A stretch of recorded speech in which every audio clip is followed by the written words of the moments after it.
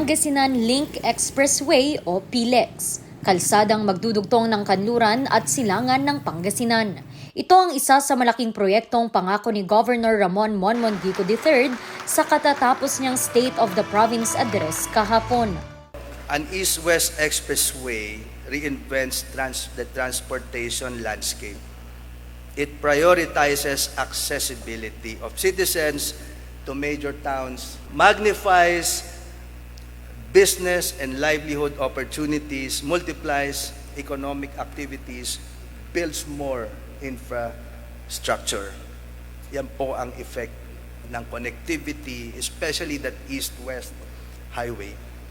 We were kinda shopping around, looking for partner. Kanilang target, gamitin ang mga bypass roads para sa naturang expressway.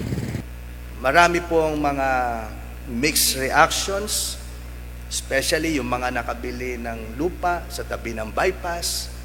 But my only point is, ayusin naman natin ang construction ng mga istruktura sa ating bypass road. Wala pa mang eksaktong halaga ng pondong kakailanganin para sa expressway, pero ayon sa gobernador, isa ito sa pupondohan ng naaprubahang 6 billion pesos loan mula sa Land Bank of the Philippines. Controversial, di ba? Yung aming mga kritiko sinasabi, 6 billion ang gagamitin yan, ang laking utang, ilulubog ang future ng probinsya.